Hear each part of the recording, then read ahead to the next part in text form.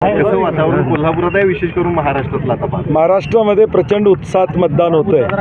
अगदी चांद्यापासून बांद्यापर्यंत या सरकारला घरी बसवायचं आणि नवं विश्वासाचं महाविकास आघाडी सरकार आणायचा निर्धार महाराष्ट्रातल्या तमाम जनतेनं त्या ठिकाणी घेतलेला आहे.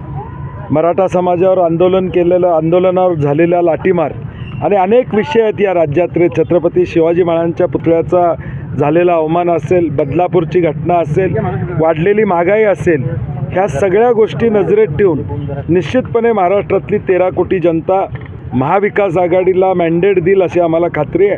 कोल्हापूरमध्ये पण चंदगडपासून शिरोळपर्यंत सकाळपासून अत्यंत उत्साहात मतदान सुरू आहे. काही ठिकाणी तांत्रिक EVMमध्ये अडचणी येत आहेत, परंतु प्रशासनही तत्परतेनं त्यामध्ये सुधारणा करताना त्या ठिकाणी दिसतंय.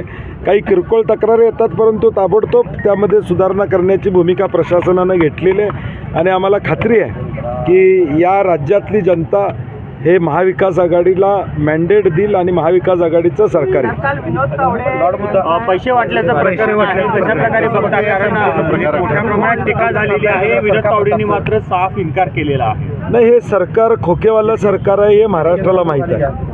पैशाच्या ताकदीवर मतं घेण्याचा प्रयत्न हे सरकार करतं हे आता महाराष्ट्रातल्या तमाम जनतेला माहीत आहे. परंतु हे पैसे देऊन उद्याची महागाई अंगावर घ्यायची का, उद्याची बेरोजगारी अंगावर घ्यायची का, हा जनतेनं निर्णय घेतलेला आहे की हे करणार नाही.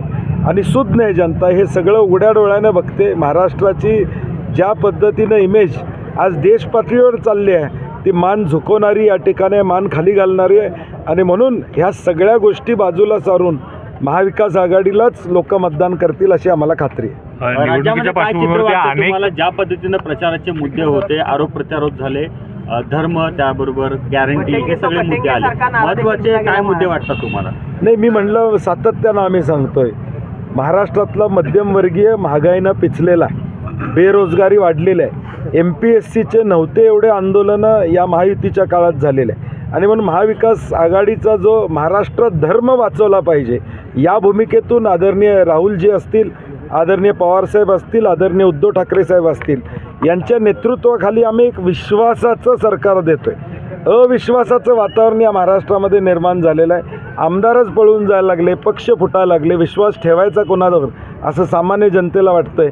आणि म्हणून विश्वासाचं सरकार आम्ही देणार आहे आणि हाच नरेटिव्ह महाराष्ट्रामध्ये आता गेलेला आहे. गेल्या 2 दिवसापासून गाड्यांची तोडफोड होते. सुप्रिया सुळे आणि नाना पटोले यांच्या ऑडिओ क्लिप आहेत त्या बाहेर काढल्या जातात. नेमकं काय वाटतं? मला वाटतं हे एक षडयंत्राचा भाग आहे. कारण की काल जी घटना विरारमध्ये घडली त्याचा उतारा म्हणून ताबडतोब काहीतरी काढायचं आणि मग ती बातमी किल करायचा प्रयत्न करायचा. परंतु सत्य लोकांना माहीत आहे आणि म्हणून सुप्रियाताईंनी त्याचा खुलासा केलेला आहे, नाना पटोलेंनी त्याचा खुलासा केलेला आहे. हे षडयंत्र आहे आणि हे फक्त निवडणुकीचे केलेला स्टंट आहे. महाराष्ट्रातली जनता असल्या चुकीच्या गोष्टींना भुलणार नाही.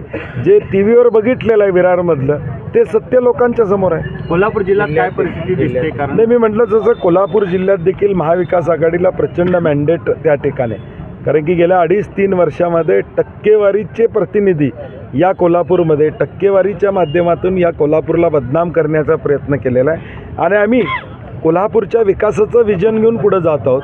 कोल्हापूर जिल्ह्याला पुढं घेऊन जाण्याचा प्रयत्न आमचा आहे. आर्थिकदृष्ट्या संपन्न जिल्हा करणे, रोजगार इथं देणे, शेतकऱ्यांना न्याय देणे ह्या आमच्या भूमिका आहेत. आणि म्हणून कोल्हापुरात देखील महाविकास आघाडीचे उमेदवार 100% निवडून येतात. 25 नोव्हेंबरला राज्य सरकारची मुदत संपते, त्याच्या अगोदर सरकार स्थापन करावे लागणार नाही, हे आम्ही त्याच्यात घोडेबाजार होईल असे नाही. हे ज्यावेळी तारखा जाहीर झाल्या त्याचवेळी आम्ही सांगितलं होतं की 2 दिवस सरकार स्थापनेसाठी, याचा अर्थ राज्यपाल राजवट आणायची आणि मग खेळ करत बसायचा. परंतु महाराष्ट्रातल्या जनतेला माझी विनंती आहे, हा खेळ होऊ द्यायचा नसेल तर महाविकास आघाडीचे 180 आमदार या राज्यामध्ये आले पाहिजे, जेणेकरून पर्यायच राहणार नाही. स्थिर सरकार हे आजच्या काळात महाराष्ट्राच्या प्रगतीसाठी काय पाहिजे तर स्थिर सरकार पाहिजे.